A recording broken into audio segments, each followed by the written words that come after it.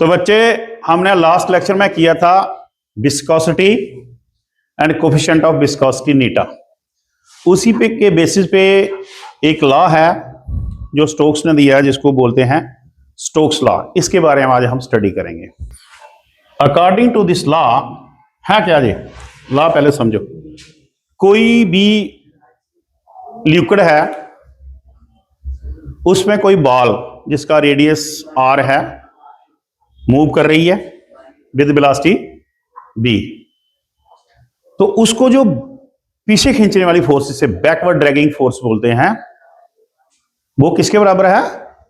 6 pi नीटा R B. अगर वो वेलोसिटी b से मूव कर रही है, उस बॉल का रेडियस r है और नीटा is the coefficient of viscosity for that liquid, तो then backward dragging force F is equal to 6 pi नीटा आर बी। तो क्या है Stokes law? According to this law, if a ball is moving with velocity b in the liquid या fluid या material of coefficient of viscosity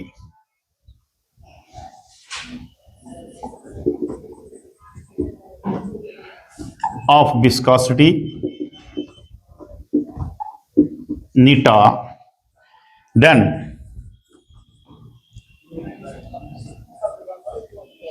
backward dragging force F is equal to 6 pi neta r b कर लो या B are कर लो, कुछ कर लो, ये इसके बराबर है। अब इसको हम इसकी डेरिवेशन करते हैं, एक्सप्लेनेशन करते हैं। क्या है आगे, क्या करना है हमें? इसको डिराइव करना, डेरिवेशंस।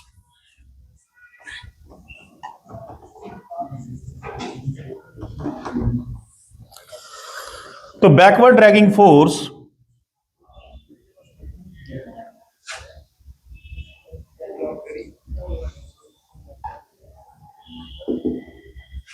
F depends on, मैं आपको एक डायग्राम से समझाता हूं। सपोज करो कि ये कोई लिक्विड है,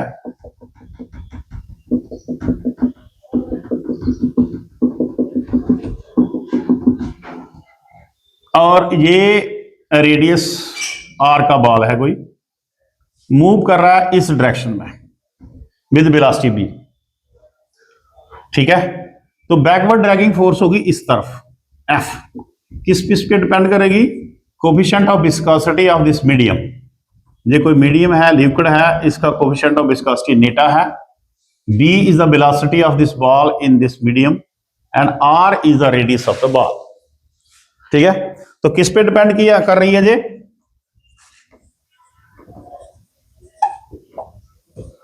कोफिशिएंट ऑफ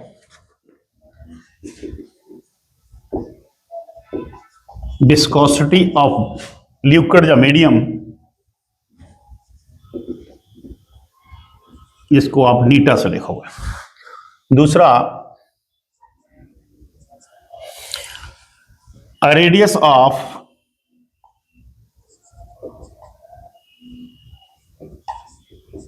द बॉल,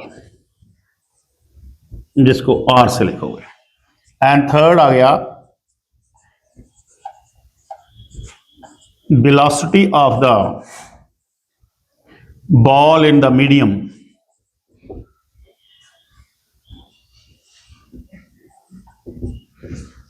जिसको B से लिख रहे हो, ठीक है? तो इन तीनों को जब आप कंबाइन करते हो तो F इज प्रोपोर्शनल टू नीटा आर लिख लो या कोई भी लिख लो, आप बी लिख लो पहले, इन तीन चीजों पे डिपेंड कर रही है तो प्रोपोर्शन इसको करेगी। F is equal to K times नीटा बी आर। अब आपने डायमेंशन फार्मूला पढ़े हैं, apply dimensional formula to both side.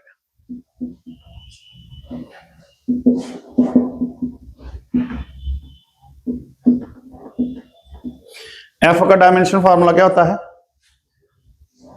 तो ये प्रोपोर्शनल करेगा, इसका हमें नहीं पता है क्या चीज है, इसके ऊपर हम ए लिख लेते हैं, इसके ऊपर बी लिख लेते हैं, इसके ऊपर सी लिख लेते हैं। तो ये ए है, ये बी है, ये सी है। जो चीज भी आएगी वही फार्मूला हमारा बन जाएगा। तो एफ का हमें पता है m1 L1 T माइनस 2, ये डायमेंशनल फार्मूला फोर्स का हो गया। ठीक है,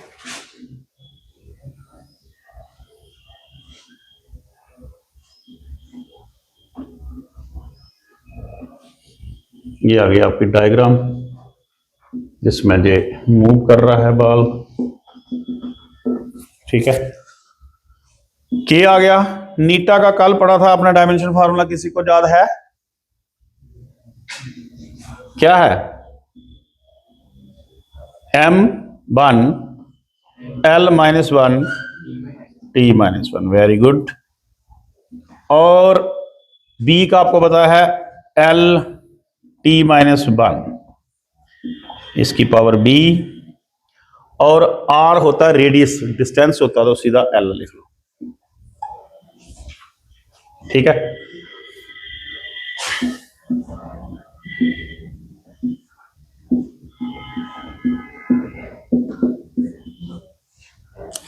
m की पावर बन जाएगी 1 इंटू ए, कोई और नहीं है, और l की पावर माइनस ए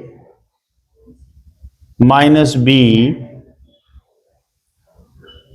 माइनस बी नहीं प्लस बी, क्योंकि l की पावर ले रहे हैं, L1 है, और यहां l क्या है? c, और t की पावर बन रही है माइनस ए और minus b, according to the principle of homogeneity.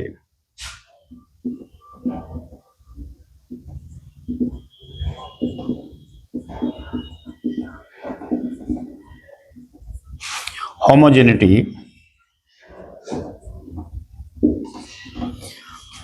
Compare करो इनके कोएफिशिएंट्स को, 1 इज इक्वल टू ए, तो हमारे पास सीधा ए की वैल्यू 1 आ गई। ठीक है, अब एल वाले करेंगे दूसरे नंबर पे, तो वो आएगा माइनस ए प्लस बी प्लस सी। ये फर्स्ट क्वेश्चन हो गई, ये सेकंड क्वेश्चन हो गई। अब टी वाले करो, -2 is equal to minus a और माइनस बी। ये आ गए third question. Put first in third.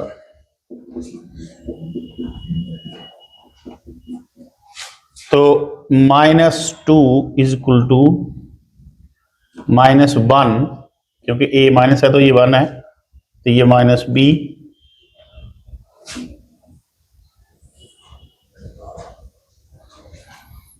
तो ये आ गया आपका -2, और ये आ गया आपका 1, ये माइनस बी। ठीक है, -1 is equal to minus b, minus minus cancel, तो बी हमारे पास आ गया 1।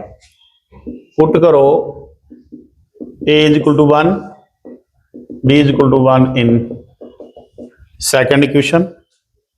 1 इज इक्वल टू -1 हो गया, क्योंकि a की पावर वैल्यू 1 है, b की वैल्यू भी 1 है, और c ये -1 1, तो c भी हमारे पास 1 आ गया, ये भी 1 आ गया, a की वैल्यू भी 1 आ गई। अब ये इस इक्वेशंस में पुट कर दो, इसका नाम हम स्टार कर देते हैं। Substituting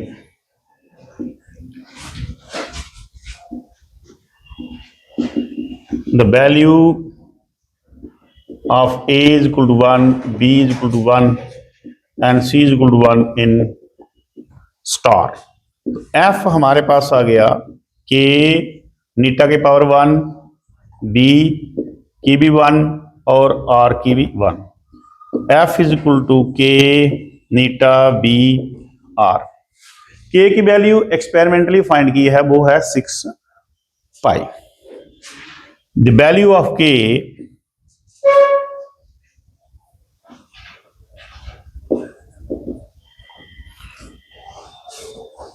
found experimentally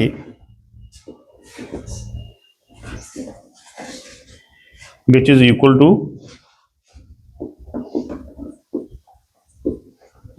6 pi, means K की वैल्यू 6 पाई है, तो then backward dragging force F is equal to 6 pi नीटा B R के बराबर।